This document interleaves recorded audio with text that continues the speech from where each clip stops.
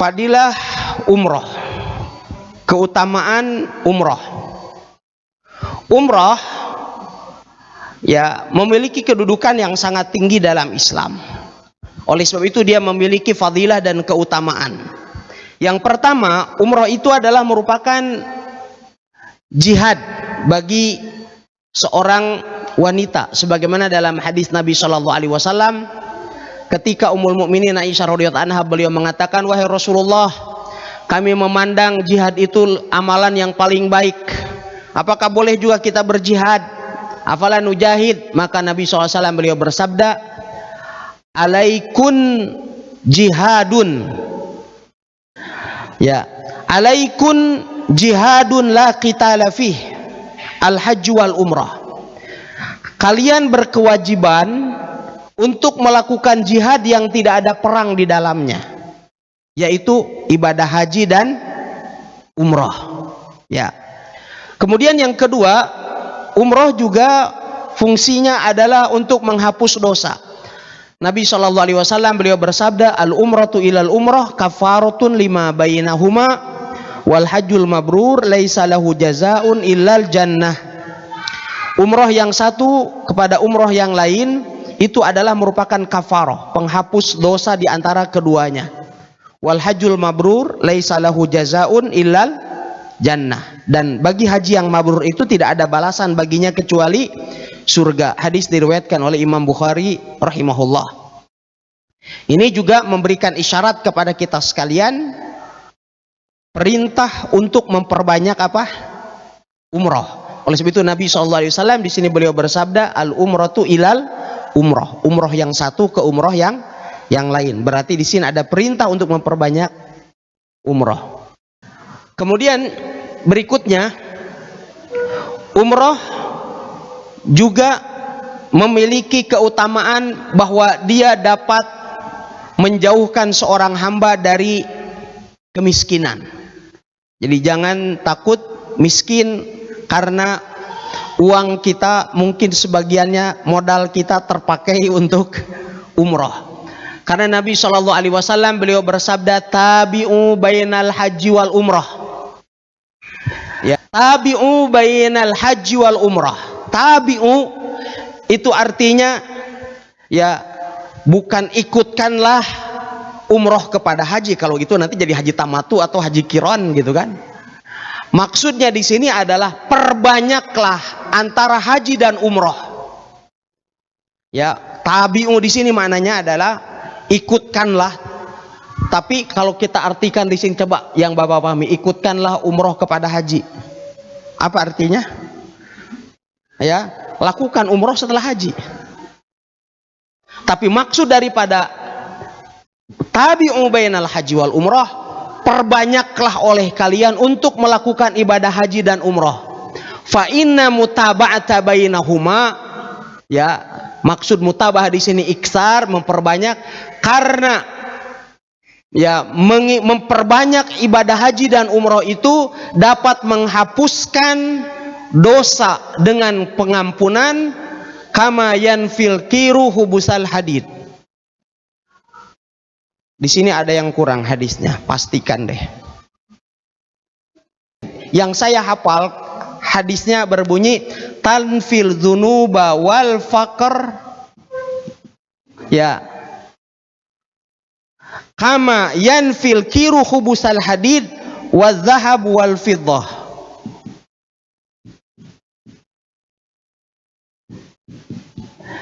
Ya, karena sesungguhnya memperbanyak ibadah haji dan umrah dapat menghapuskan dosa dan kemiskinan. Paham? Kalau di sini dari kemiskinan, di hadisnya nggak ada sama sekali kemiskinan, yang ada dosa.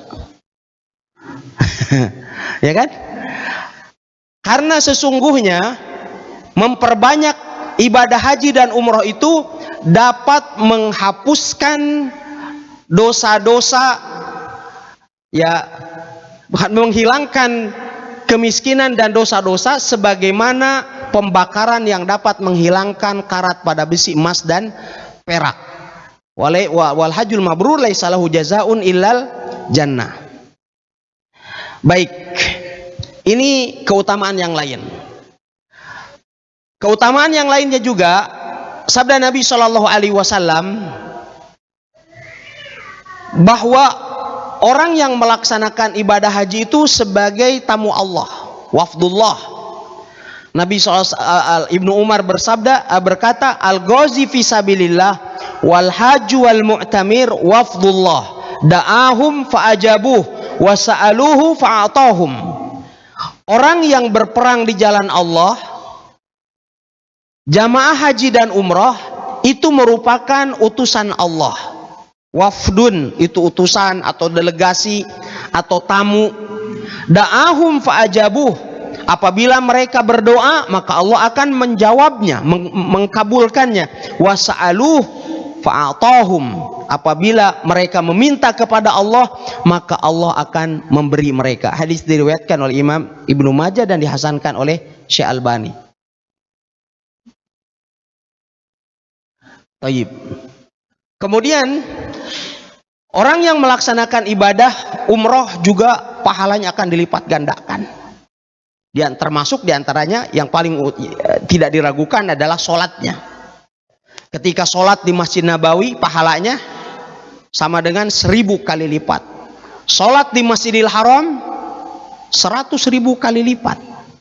Ya, Nabi Shallallahu Alaihi Wasallam beliau bersabda, sholatun fi masjidi hadza, sholat di masjidku ini. Maksudnya masjid apa? Masjidil Haram. Masjid Nabawi. Salat di masjidku ini maksudnya Masjid Madinah, afdalu min alfi salatin fima siwah, lebih baik daripada 1000 kali salat dibandingkan dengan salat di masjid yang lain.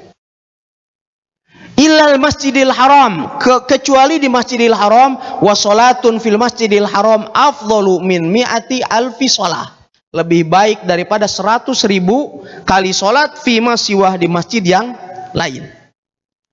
Apa yang dimaksud dengan masjidi hadza? Yang dimaksud dengan masjidi hadza di sini adalah al-Masjid An-Nabawi.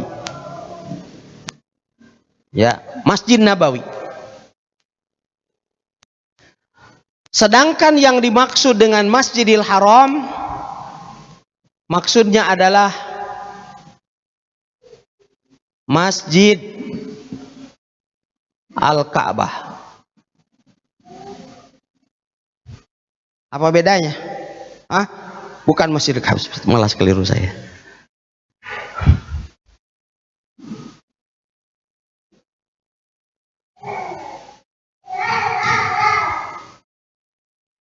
Ya. Yang dimaksud dengan Al-Masjidil Haram adalah Al-Haram atau Ardul Al-Haram Al-Makki. Yang dimaksud dengan masjidi hadza, kata Rasulullah, masjidku ini adalah Masjid Nabawi.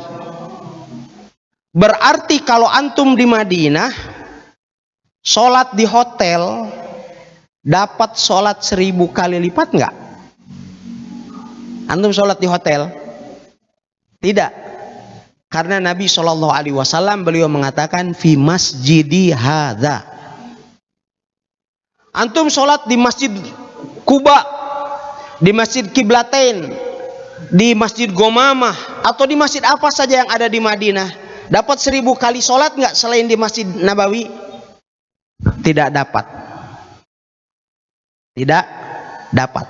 Karena Nabi Shallallahu Alaihi Wasallam membatasinya dengan masjidi hadza. Baik. Sedangkan kalau di Masjidil Haram di Mekah, Rasulullah SAW beliau bersabda, wa sholatun fil Masjidil Haram afdalu min mi'ati alfi sholat. Sholat di Masjidil Haram itu lebih baik daripada 100.000 kali sholat. Maksud Masjidil Haram di sini kita katakan di sini adalah Ardul Haramil Makki. Kawasan Haram Mekah, bukan masjid. Jadi yang dimaksud dengan Masjidil Haram di sini bukan Masjid Ka'bah, tetapi seluruh kawasan tanah haram. Apa dalilnya? Ada dalilnya. Dalil yang pertama adalah firman Allah Subhanahu wa taala dalam surat Al-Isra. Allah Subhanahu wa taala berfirman, Subhanalladzi asra bi 'abdihi lailam minal masjidil harami ilal masjidil aqsa. Maha suci Allah yang telah memperjalankan hambanya dari Masjidil Haram ke Masjidil Aqsa. Peristiwa Isra Mi'raj kan? Ketika Isra Mi'raj, Rasulullah startnya dari mana? Startnya dari mana Rasulullah? Nah, kalau kita startnya dari Bandara Haru Olio misalkan, tapi Rasulullah ketika Isra Mi'raj, Isra-nya itu mulainya dari mana? Dari Ka'bah kah atau dari rumahnya? Dari rumahnya. Bukan dari masjid. Rumahnya itu adalah rumah Ummu Hani yang terletak di Gaza. Nanti antum sekalian pergi ke Gaza ya. Siap nggak? Ya, umroh sekalian pergi ke Gaza. Siap? Kalau yang sama saya bulan Januari nanti insya Allah kita pergi ke Gaza. Ya. Maksudnya Gaza Mekah, bukan Gaza Palestina. Ya. Karena di Mekah itu ada tempat namanya Gaza. Gaza sama yang di Palestina juga nama Arabnya, edisi Arabnya Gaza. Cuman karena yang di Palestina yang lebih terkenal edisi Latinnya Gaza. Di Mekah juga kalau yang di Mekah tulisan Arabnya sama juga Gaza. Jadi di Mekah itu ada kawasan namanya kawasan Gaza, kawasan Gaza, Gaza Mekah, yaitu tempat kelahiran Nabi Shallallahu Alaihi Wasallam. Ada namanya Maulid Nabi Shallallahu Alaihi Wasallam yang sekarang jadi perpustakaan Mekah, itu namanya Gaza. Nah, Rasul Shallallahu Alaihi Wasallam itu dilahirkan di sana. Sampai sekarang pun dia tidak termasuk ke dalam kawasan Masjidil Haram. Berarti firman Allah Subhanahu wa taala, Subhanalladzi asra bi 'abdihi lailam minal Masjidil Haram. Di situ bukan Masjidil Haram. Kemudian dalil yang kedua, Nabi Shallallahu Alaihi Wasallam ketika beliau melaksanakan ibadah haji di tanggal 9 dari bulan Zulhijjah, ketika beliau wukuf di Arafah mau melaksanakan sholat duhur dan sholat asar. Ini misalnya batas di sini namanya padang Arafat, ya. Di sini kemudian ada lembah namanya Wadi Uronah, ya, lembah Uronah. Ini tanah haram. Ini semua di sini kawasan haram. Ketika Rasulullah Shallallahu Alaihi Wasallam mau sholat, Rasulullah SAW masuk ke kawasan ini dulu. Makanya sekarang di sini ada masjid, namanya masjid apa? Masjid Arafah. Masjid Arafah itu namanya Masjid Khaif. Masjid Namiroh. Masjid Namiroh. Masjid Namiroh ini bagian depannya, bagian imamnya itu tanah haram. Bagian belakangnya padang Arafah. Makanya kalau ada orang wukuf di Arafah masuk ke Masjid Namiroh, dia duduk di bagian depan, di bagian sop pertama, nggak tahu sampai sop berapa gitu ya, dia hajinya bisa tidak sah. Kenapa? Karena itu bukan padang Arafah, dia masuk ke kawasan tanah haram. Tanah Arafat, padang Arafah itu tanah haram atau tanah halal? Dia tanah halal. Rasulullah Shallallahu Alaihi Wasallam ketika mau sholat duhur dan sholat asar pada tanggal 9 Zulhijjah, Rasulullah masuk ke kawasan Namiroh ini dan sholat di kawasan tanah haram. Begitu selesai sholat, Rasulullah balik lagi ke padang Arafat menuju Jabal Rahmat. Kenapa Rasulullah SAW mesti masuk dulu ke kawasan tanah haram? Karena untuk mendapatkan sholat 100.000. Maka oleh sebab itu di sini saya sebutkan bahwa yang dimaksud dengan fil Masjidil Haram di sini adalah Ardul Haram Makki. Kalau di Mekah Anda sholat di hotel, Bapak Ibu sekalian sholat di hotel dapat pahala 100.000. Misalnya dapat sholat di musola hotel gitu ya, dapat pahala 100.000. Walaupun sholat di Masjidil Haram tetap lebih bagus.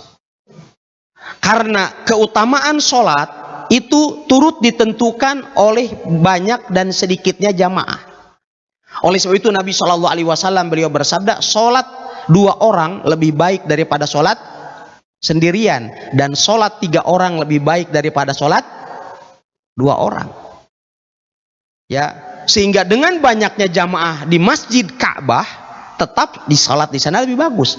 Terlebih kemudian seperti Ibnul Qayyim rahimahullah taala, misalnya beliau berpandangan bahwasannya memandang Ka'bah itu sendiri adalah merupakan sebuah ibadah. Jadi menurut Ibnul Qayyim, melihat Ka'bah secara langsung saja itu sudah ibadah tersendiri. Ya, baik. Kemudian kalau umrah di bulan Ramadan, ya pahalanya sama dengan pahala haji sebagaimana disabdakan oleh Nabi Shallallahu Alaihi Wasallam.